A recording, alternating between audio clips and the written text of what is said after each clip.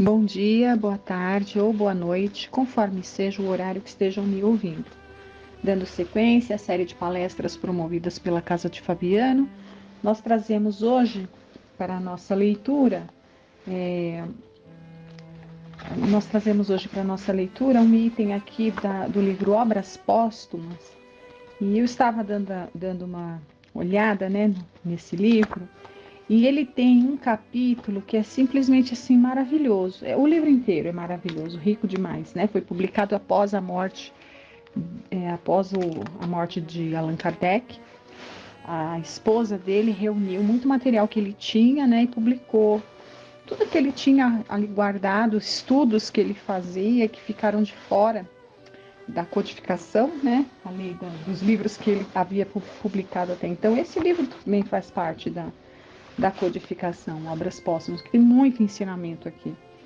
E um dos capítulos aqui, acho que mais belos, é um capítulo inteiro, e é muito grande o capítulo, ele seria tema para um estudo assim de dias, acho que de meses até, de tão rico que é. Então é um capítulo que vai tratar estudo da natureza do Cristo, né? De Cristo. Então ele vai falar de Jesus, mas não Jesus, aquela encarnação como Jesus, né? Mas como o Espírito Crístico. Então a natureza daquele Cristo que nós conhecemos aqui como Jesus. E então ele começa, né? Ele faz todo um encadeamento de ideias, começando ali desde a origem das provas dessa natureza, e ele vai discorrendo, ele fala da divindade dessa natureza do Cristo, fica comprovada pelos milagres, né? Então assim, ele vai fazendo perguntas, né? Seria comprovada pelas suas palavras e assim vai, né? Ele vai construindo um raciocínio aqui em cada item desse vasto capítulo, analisando muitas coisas, pegando muitas coisas das antigas escrituras, do Velho Testamento, aonde no Antigo Testamento, né, ou Primeiro Testamento, os profetas muito falavam, anunciando, falavam de Jesus, falavam do tempo que chegaria e de fato chegou, né? Então ele faz um estudo muito profundo de partes ali, tanto do Primeiro Testamento ou Velho Testamento, como também do Novo Testamento ou Segundo Testamento, na fala daqueles que conviveram com ele e que aprenderam com os que tiveram com ele, né? Ou seja, depois da sua chegada. Então ele vai fazendo toda esse estudo, né? Até que ele chega num ponto aqui que ele trata da questão de sendo Jesus, né? Muitas colocações nas escrituras ali aparece quando se trata de Jesus, ele mesmo, quando ele vai falar dele e da sua missão, em momentos ele fala como filho de Deus, que são a minoria, né? E na grande maioria das vezes ele se define, ele fala alguma coisa dele ou alguma coisa da tarefa dele como sendo o filho do homem, né? E isso, pelo que nós vamos ver aqui, eu particularmente, antes da doutrina espírita, nunca parei para pensar nisso. Achava que era simplesmente uma questão de palavras. Aí ele fala dessa forma porque ele quer falar. Nunca pensei que havia todo um sentido por trás disso.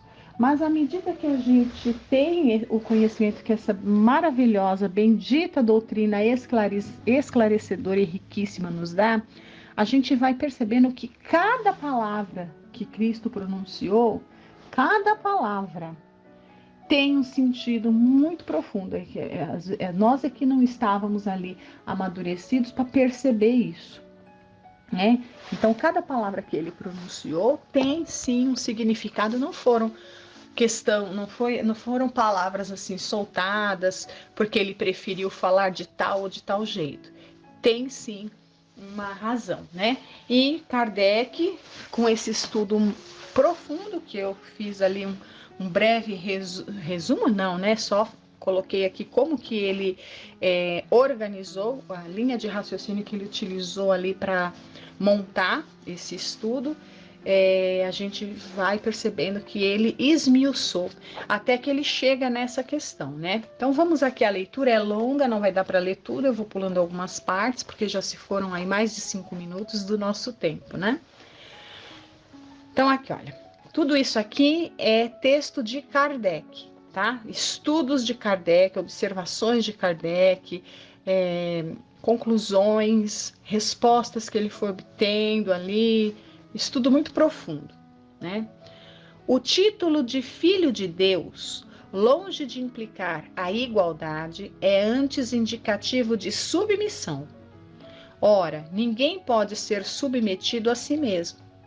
Para que Jesus fosse absolutamente igual a Deus, seria preciso que fosse como ele de toda a eternidade.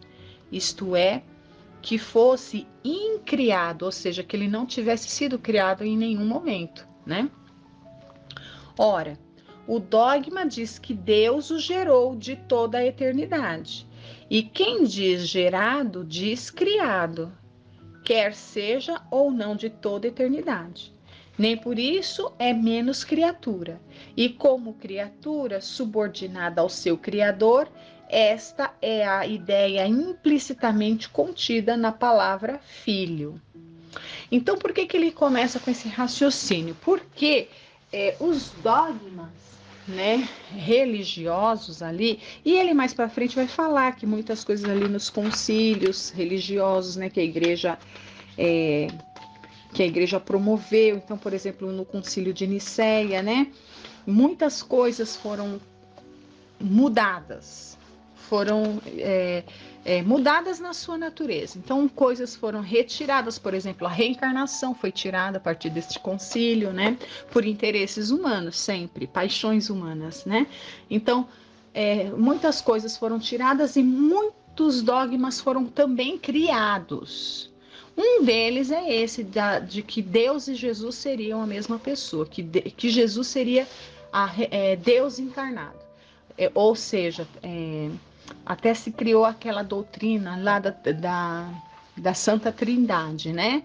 Que Deus Pai, Deus Filho e Espírito Santo eram 3 pessoas em uma só. O que a razão repugna. Não existe uma tripla personalidade, nenhuma. No campo da psicologia, a gente sabe que tem os fenômenos aí de dupla personalidade que são plenamente explicáveis à luz da ciência. Ciência mesmo, e a ciência espírita também pode explicar muito disso, né? Mas aqui, naturalmente, que não é, né? Deus não pode ser um homem, né? Porquanto ele é o criador de todos os homens, inclusive do homem Jesus, né? Que esteve aqui entre nós. Então, continuando aqui a leitura, olha. Jesus teve nascimento no tempo? Porventura houve tempo na eternidade em que ele não existia? Ou é coeterno, né, como com o Pai, né? Ou seja, ele existe desde sempre como o próprio Pai, né? Estas são as sutilezas acerca das quais se tem disputado por séculos. Então, se ficam questionando, né, tudo isso. E aí ele continua, olha, deixemos, pois, estas inúteis discussões intermináveis, as quais, se ainda tivessem uma solução, não tornariam os homens melhores. Ou seja, tem coisas, e a gente vê lá no Livro dos Espíritos, que fala, tem questionamentos que a nossa capacidade de compreensão não vão abarcar, por enquanto, na nossa condição, né? Então, talvez esses questionamentos sejam um deles. Então ele diz, isso não, e se fosse, né, se fosse para a gente entender esse tipo de questionamento, não tornaria os homens melhores. Digamos que Jesus é filho de Deus como todas as criaturas. Ele o chama seu pai, como nos ensinou a chamá-lo nosso pai, né? Ele nos ensinou inclusive a oração para falarmos com Deus nosso pai, que é o Pai Nosso.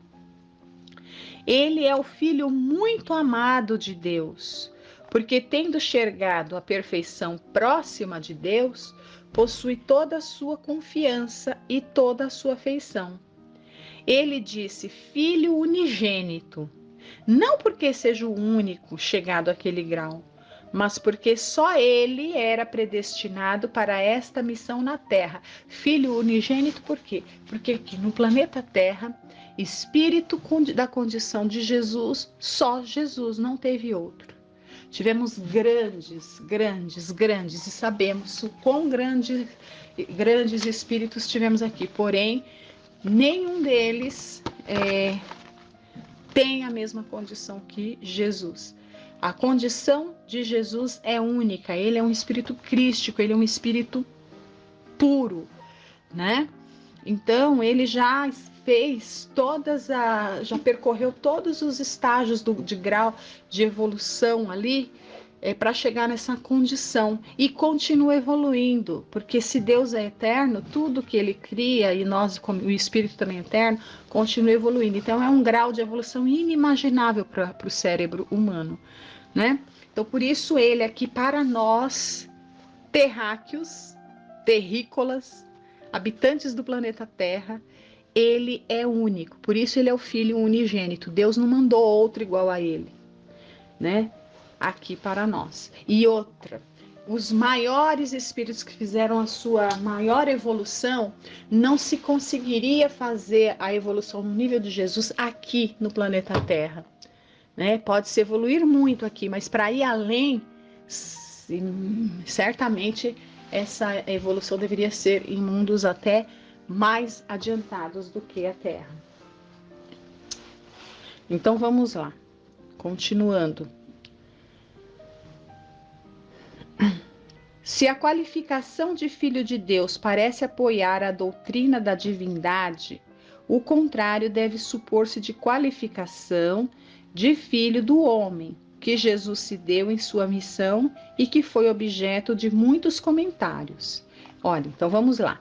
Se a qualificação de filho de Deus parece apoiar a doutrina da divindade, então por isso muitos dizem, né, que ele era tão Deus quanto Deus, ou seja, era Deus aqui na Terra. Então, o contrário, né, disso deve supor-se da qualificação de filho do homem que Jesus se deu em sua missão e que foi objeto de muitos comentários. Então, o contrário seria que filho do homem nascido da carne como todos os homens, né?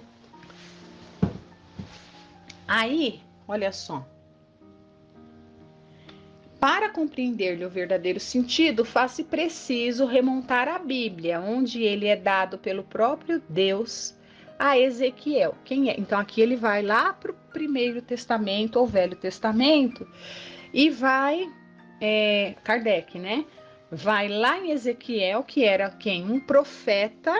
Ele, então era um profeta, ele era um médium que muito antes, séculos antes da chegada do Cristo, já falava, né, ali através da sua mediunidade, profetizando, né, através de visões, né, tanto que nós vamos ler aqui, olha. Esta foi a visão da semelhança da glória do Senhor. E vi, e caí com o meu rosto na terra, e ouvi uma voz de que me falava, e me disse: Filho do homem, põe-te sobre os teus pés, e eu falarei contigo. E entrou em mim o Espírito, depois que me falou, e me firmou sobre os meus pés, e eu ouvi ao que me falava. E dizia, então ele está contando como é que foi ali a sensação mediúnica dele, né? E o que foi que esse Espírito disse para ele. E dizia, Filho do homem, eu te envio aos filhos de Israel, as gentes apostas. Como é que é? Vamos lá. Eu te envio aos filhos de Israel, as gentes apóstatas que se apartaram de mim. Eles e seus pais têm prevaricado, violando o meu pacto até o dia de hoje. Isso está em Ezequiel, né? Então, desde lá, nas predições ali dos profetas, já pela mediunidade, já falavam dele, né, quando ele viesse como o filho do homem, né? Tá aqui. É evidente. Então, tem várias citações aqui bíblicas que não vai dar para a gente ler tudo. Então, tem Judite, tem mais para frente. Lá Ezequiel fala muito, né? Várias profecias ali falando e falando como filho do homem, né? Então, agora voltando a Kardec. É evidente que a qualificação de filho do homem quer dizer aqui nascido do homem, por oposição ao que está fora da humanidade. Jesus dava-se aquela qualificação com singular persistência, porque só em raríssimas circunstâncias se disse filho de Deus. Em sua boca não pode ela ter outra significação que não seja lembrar que também ele pertence à humanidade, assemelhando-se assim aos profetas que o precederam, aos quais se comparou, aludindo à sua morte. Quando disse Jerusalém, que mata os profetas, né? Então, quando ele se refere a filho do homem, ele está se colocando. A gente vê lá no Livro dos Espíritos, né? Quando é perguntado que se a gente tem ali um modelo em que se inspirar, né? Se temos um modelo e guia de perfeição e tudo mais. E os Espíritos respondem ali singularmente: vede Jesus. Então, se ele é o nosso modelo e guia, é evidente que ele tem que ser um homem como nós, porque senão, qual seria a autoridade de um ser diferente de nós ser o nosso modelo? Como nós poderíamos tomar como modelo um ser que não fosse humano como nós? Imagine assim, vamos imaginar filmes de ficção científica, né? Em que colocam as criaturas extraterrenas ali, até como uma biologia, uma fisiologia diferente. É óbvio que a natureza espiritual de Jesus, ela é superior a nós. Mas ela não é diferente da nossa, porque ele é um espírito também, que em algum momento foi criado por Deus, como a gente já viu. Por isso ele é filho de Deus como nós. Só que, assim como entre nós, a nossa natureza espiritual também, de um e do outro, somos diferentes, cada um está num grau de evolução. Então, enquanto tem uns que ainda se comprazem muito no mal, estão ali muito enraizados na materialidade, no ódio, na viciação, né? E outros já estão voltados ali com objetivos de evangelização, de autoiluminação, e, no entanto, são espíritos criados da mesma forma, pelo mesmo Deus, pelo mesmo Pai, do mesmo jeito e com o mesmo material fluídico, né? O mesmo material fluídico ali que constitui o espírito de um espírito que já está mais adiantado e de um que ainda está muito atrasado, é o mesmo. Assim como se encarnamos no planeta Terra com uma constituição física que é igual para todos, inclusive aos animais, né? Constituição física, as moléculas que constituem um corpo animal, e nós somos um animal racional, é a mesma. Então, a constituição física, os elementos biológicos que constituem o corpo de qualquer homem, mulher e ser humano aqui no planeta Terra é idêntica, né? Então, assim, como seria admissível que Jesus, que encarna no planeta Terra, né? Jesus que encarna no planeta Terra, Cristo que encarna no planeta Terra como Jesus, seria assim, se ele já chega dizendo que não veio destruir a lei, se ele encarna no planeta Terra com um espírito ali, constituído de elementos diferentes daqueles que se constituem os espíritos do planeta Terra, né? A matéria básica ali, e um corpo físico também diferente dos elementos que constituem qualquer corpo de qualquer homem do planeta Terra, ele já estaria violando a lei. Obviamente que foram utilizados tanto para a confecção de um quanto do outro os elementos mais puros que se tem, né? Imagine as células que constituíam o corpo do Cristo.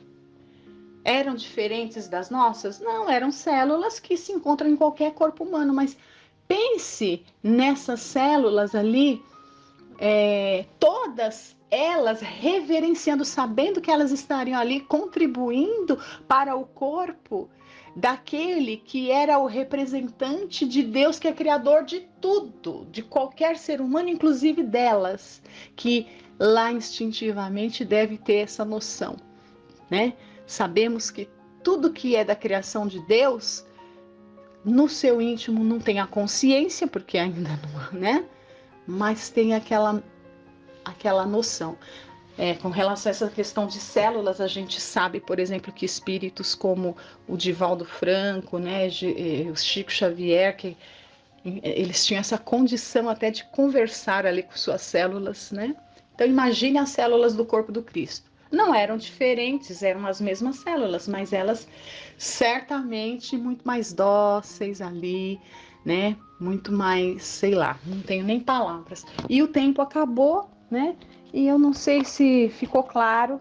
Então fica aqui para que a gente leia, quem tem dúvidas sobre essa diferença de natureza de Jesus, filho de Deus e filho do homem, filho de Deus porque ele foi criado por Deus como todos nós, né? Unigênito para nós aqui do planeta Terra, porque como ele, só ele é o único, né?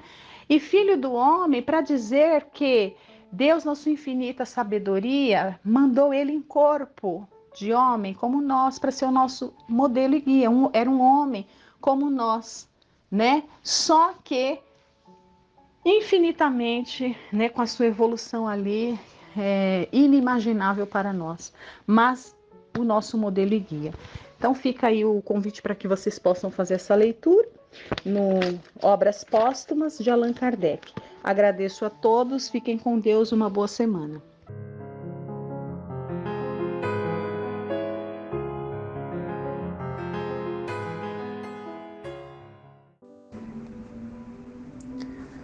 Boa noite a todos, desejo que todos estejam bem.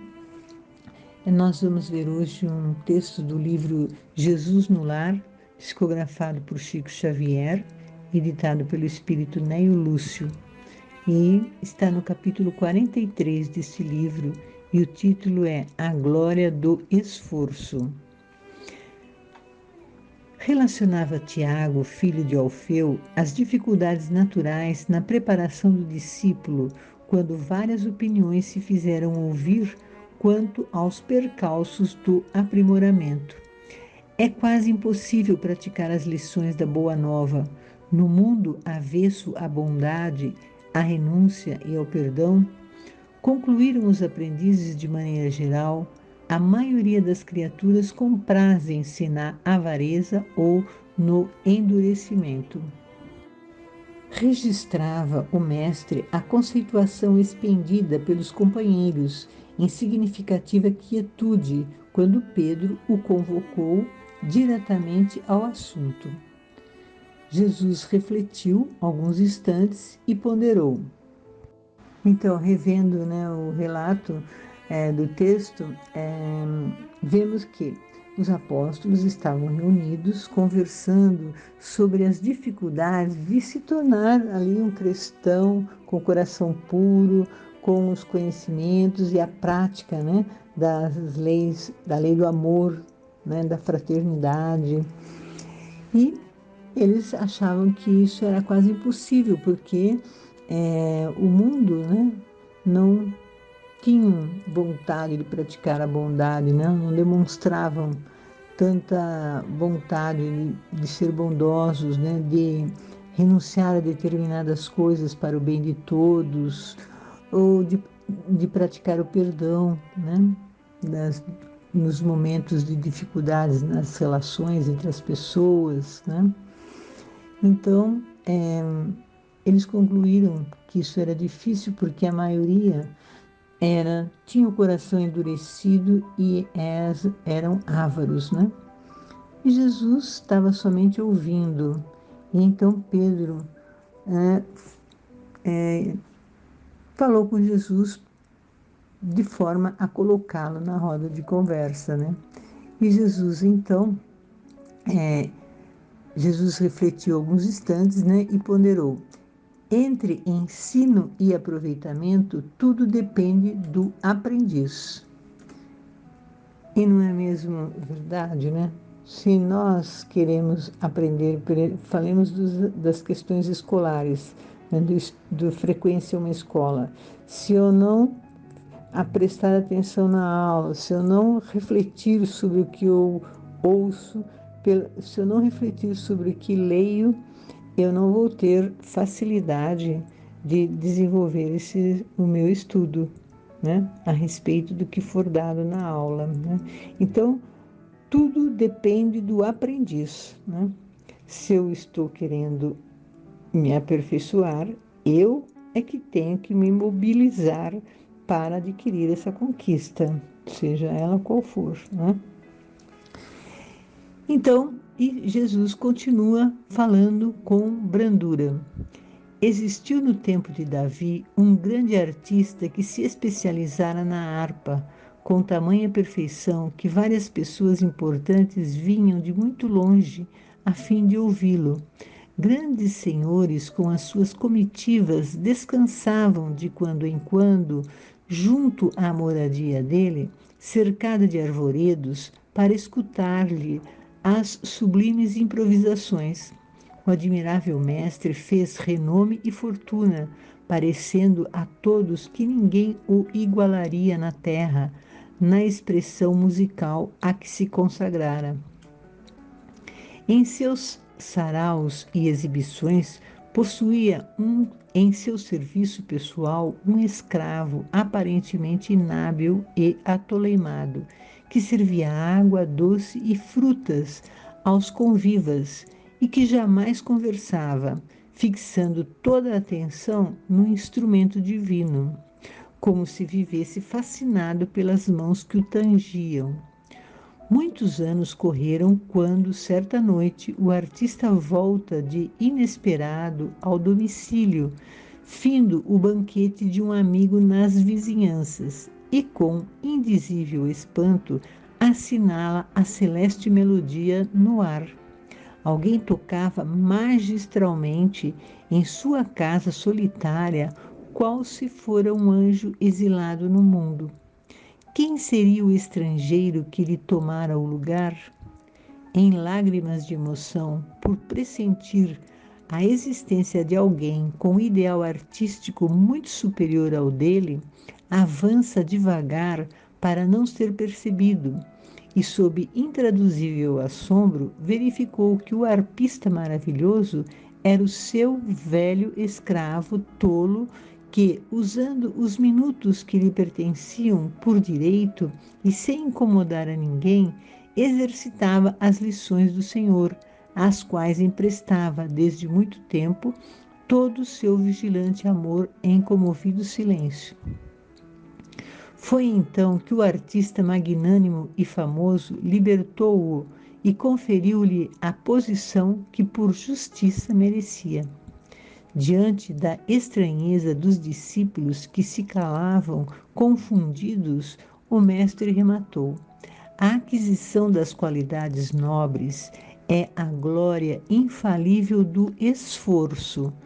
Todo homem e toda mulher que usarem as horas de que dispõem na harpa da vida, correspondendo à sabedoria e à beleza com que nosso Pai se manifesta em todos os quadros do mundo, depressa lhe absorverão a grandeza e as sublimidades, convertendo-se em representantes do céu para seus irmãos em humanidade. Quando a criatura, porém, somente trabalha na cota de tempo que lhe é paga pelas mordomias da terra, sem qualquer aproveitamento das largas concessões de horas que a divina bondade lhe concede no corpo, nada mais receberá além da remuneração transitória do mundo. Jesus, ao invés de dar uma resposta direta e clara, objetiva, ele deu por bem contar uma história em que os próprios apóstolos teriam que refletir para concluir a lição que ele estava dando ali com aquela história, né? Então, isso, mais uma vez, a história que ele conta é o quê? É um recurso para que a pessoa reflita e tire suas próprias conclusões, ou seja, faça um uso da sua inteligência, dos seus ensinamentos, dos seus sentimentos para concluir, né? E entender, e com isso estar trabalhando seus pensamentos, seus sentimentos para elaborarem também as reformas que tinham que fazer consigo mesmo, não é? E ele fala do quê? Do esforço, da vontade, né, que cada um tem que ter para fazer essa conquista da reforma íntima. Porque não é só pelo fato de querer ser assim ou ser de outro jeito que nós vamos conseguir. Nós temos que nos conhecermos e buscarmos a nossa reforma íntima, né? Buscarmos a renovação dos pensamentos e das atitudes, cuidarmos também dos nossos sentimentos, como olhamos e encaramos as situações. Então, Jesus contou essa história, mostrando que o homem que tocava a harpa maravilhosamente, ele não aprendeu a tocar isso só porque teve vontade de aprender ou porque tinha uma harpa em casa, né? Ele teve que exercitar, ele teve que estudar a música, né? E o escravo, né, não tinha nenhum instrumento, mas nas horas de folga ele procurava aprender a tocar, né? Ele prestava bastante atenção no que o seu patrão, ou seu dono, como era chamado, ali ele prestava bastante atenção e nos momentos de lazer dele, sem atrapalhar o patrão, ele aproveitava o tempo em que ele estava sozinho para aprender a tocar, treinar, né? Aprender a tocar esse instrumento. E a dedicação foi tanta que o próprio patrão concluiu que ele era um artista muito mais desenvolvido, né, que ele. E a ponto, né, ficou tão admirado que deu a ele a liberdade que ele merecia, né, com certeza, né? Então, nós também, se nós queremos ser cristãos, nós temos que buscar a reforma íntima em nós. Nós temos que olhar para dentro de nós mesmos e buscarmos as respostas, né, do que temos de qualidades em nós e como o que precisamos mudar em nós e como fazer, não é? Não é fácil a reforma íntima, mas se não houver buscas, se não houver autoconhecimento, ficará difícil, né?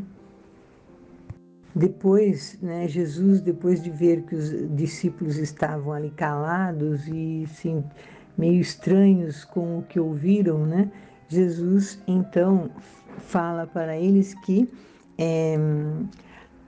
as qualidades nobres que queremos desenvolver em nós depende do nosso esforço, né? Se nós não trabalharmos, né, as nossas qualidades, nós não vamos adquirir essas qualidades. No Evangelho segundo o Espiritismo, no capítulo 7, Bem-aventurados os pobres de espírito, nos trechos do item 11, cujo título é Orgulho e a Humildade, É uma mensagem dada pelo Espírito Lacordaire. Então, esse Espírito, ele dá uma mensagem com o objetivo de nos vendo, né? Percebendo que nós estamos em provas, né? E estamos procurando, e aqueles de nós que estamos procurando a luz, ele vem trazer uma mensagem para que possamos, né, com essa conquista, né? Conquistar, né, a luz, ou seja, conquistar, né, realizar essa reforma íntima para ver, né, a beleza divina, né, de viver ligado aos ensinamentos, né, do Cristo. Então ele diz: a humildade é uma virtude bem esquecida entre vós. Os grandes exemplos que vos foram dados são tão poucos seguidos, e, no entanto, sem humildade, podeis ser caridosos? Vou repetir. Sem humildade, podeis ser caridosos para o vosso próximo? Oh, não, porque esse sentimento nivela os homens, mostra-lhes que são irmãos, que devem ajudar-se mutuamente e os encaminha ao bem. Sem a humildade, enfeitai-vos de virtudes que não possui, como se vestisseis um hábito para ocultar as deformidades do corpo. Lembrai-vos daquele que nos salva. Lembrai-vos da sua humildade, que o fez tão grande e o elevou acima de todos os profetas. E ele também fala sobre orgulho. O orgulho é o terrível adversário da humildade. Se o Cristo prometeu o reino dos céus aos mais pobres, foi porque os grandes da terra imaginavam que os títulos e as riquezas eram a recompensa de seus méritos e que a sua essência era mais pura que a do pobre. Acreditavam que essas coisas lhes eram devidas e, por isso, quando Deus as retira, acusam-no de injustiça. Ó irrisão e cegueira! Deus, ao acaso, estabeleceu entre vós alguma distinção pelos corpos? O invólucro do pobre não é o mesmo do rico? O Criador fez duas espécies de homens? Tudo quanto Deus fez é grande e sábio. Não lhe atribuais as ideias concebidas por vossos cérebros orgulhosos. Então, esse Espírito nos diz que se nós cultivarmos o orgulho em nós, nós não seremos humildes, não conseguiremos ser humildes. Aqueles que têm de tudo que queiram ter, que têm essa possibilidade, podem vir achar que eles merecem isso, que eles têm esse direito de ter tudo isso. Se Deus permitiu, obviamente tem, mas tudo que nós temos é porque Deus permitiu que tivéssemos, mas não estamos aqui com o que temos ou com o que não temos nessa encarnação para o nosso progresso espiritual, né? Nada, todas as nossas situações de vida serve para nós estarmos aprendendo, se aperfeiçoando, mas para isso é preciso se conhecer, né? E verificar que sentimentos nós estamos cultivando. E num outro trecho desta mensagem, o Espírito diz: despertai, meus irmãos, meus amigos, que a voz dos Espíritos vos toque o coração. Sede generosos e caridosos, sem ostentação, quer dizer, fazei o bem com humildade. Que cada um vá demolindo aos poucos os altares elevados ao orgulho. Numa palavra, sede verdadeiros cristãos e atingireis o reino da verdade. Ele nos orienta a sermos generosos e caridosos sem ostentação. que devemos fazer tudo, portanto, com humildade. E assim, aos poucos, estaremos vencendo o nosso orgulho. E na medida em que vencemos o nosso orgulho, estaremos sendo verdadeiros cristãos e atingiremos a conhecer o reino da verdade. Então, nessa história que Jesus contou, aquele arpista famoso, né, ele também reconheceu, né, que outras pessoas podem ser melhor que ele, né, no tocar esse instrumento, né, e reconheceu aquela pessoa que ficava quietinha, que trabalhava, né, ali para ele humildemente, e ele identifica, né, as qualidades desse senhor e dá a ele a liberdade para que ele tenha os mesmos direitos de conquista de tocar o instrumento, porque assim, né, ele tinha essa capacidade e tinha o merecimento, né, do esforço que ele teve para aprender, né? E se ele e por outro lado, esse escravo, né, ele trabalhava, era humilde, mas humilde no sentido mesmo de que não exigia, fazia tudo as obrigações dele, e nos momentos que ele tinha liberdade, ele fazia aquilo que era melhor, que ele gostava de fazer, né? E foi treinar a harpa, tocar a harpa. Então, ele soube aproveitar o tempo. Ele usou, né, daquele tempo para se apurar, né, se aperfeiçoar através do desenvolvimento desse instrumento musical que mexe com os sentimentos das pessoas e que aquele que está aprendendo, né, que estou me referindo, ele se sensibiliza, se aperfeiçoa e também merece que seja reconhecido por outros, né?